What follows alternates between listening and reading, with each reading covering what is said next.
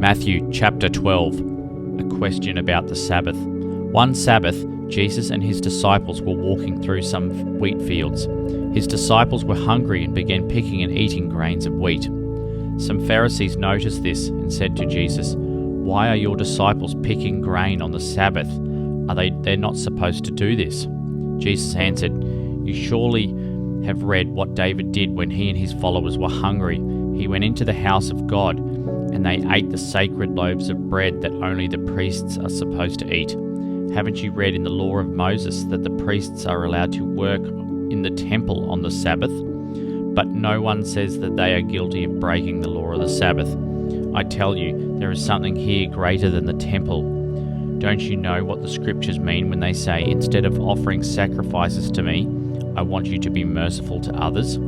If you knew what this means, you would not condemn these innocent disciples of mine. So the Son of Man is Lord over the Sabbath." A man with a paralyzed hand. Jesus left and went into one of their synagogues, where there was a man whose hand was paralyzed. Some Pharisees wanted to accuse Jesus of doing something wrong, so they asked him, "Is it right to heal someone on the Sabbath?"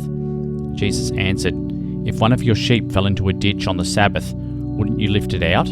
People are worth much more than sheep, and so it is right to do good on the Sabbath." Then Jesus told the man, "Hold out your hand." The man did, and it became as healthy as the other one. The Pharisees left and started making plans to kill Jesus. God's chosen servant. When Jesus found out what was happening, he left there, and large crowds followed him. He healed all of their sick, but warned them not to tell anyone about him.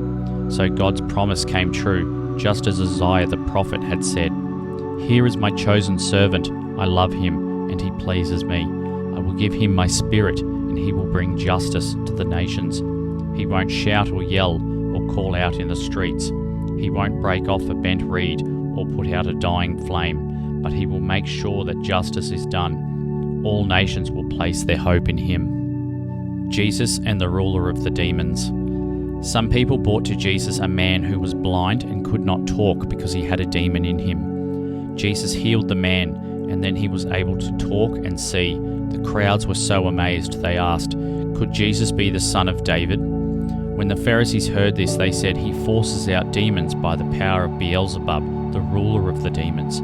Jesus knew what they were thinking, so he said to them, "Any kingdom where people fight each other will end up ruined, and a town or family that fights will soon destroy itself. So if Satan fights against himself, how can his kingdom last?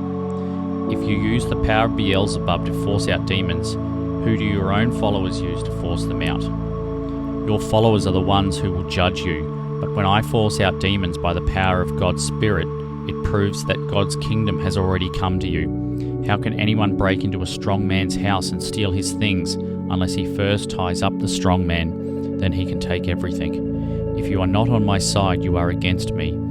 If you don't gather in the harvest with me, you scatter it. I tell you, any sinful thing that you do or say can be forgiven. Even if you speak against the Son of Man, you can be forgiven. But if you speak against the Holy Spirit, you can never be forgiven, either in this life or in the life to come. A tree and its fruit. A good tree produces good fruit, and a bad tree produces bad fruit. You can tell what a tree is like by the fruit it produces. You are a bunch of evil snakes, so how can you say anything good? Your words show what is in your hearts. Good people bring out good things out of their hearts, but evil people bring out evil things out of their hearts. I promise you, on the day of judgment, everyone will have to account for every careless word they have spoken. On that day, they will be told they are either innocent or guilty because of the things they have said. A sign from heaven. Some Pharisees and teachers of the law of Moses said, "Teacher, we want you to show us a sign from heaven." But Jesus replied, "You want a sign because you are evil and won't believe. But the only sign you will get is the sign of the prophet Jonah. He was in the stomach of a big fish for 3 days and nights, just as the Son of Man will be deep in the earth for 3 days and nights. On the day of judgment, the people of Nineveh will stand there with you and condemn you. They turned to God when Jonah preached, and yet here is something far greater than Jonah.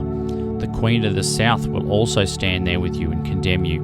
She travelled a long way to hear Solomon's wisdom, and yet here is something much greater than Solomon. Return of an evil spirit. When an evil spirit leaves a person, it travels through the desert looking for a place to rest.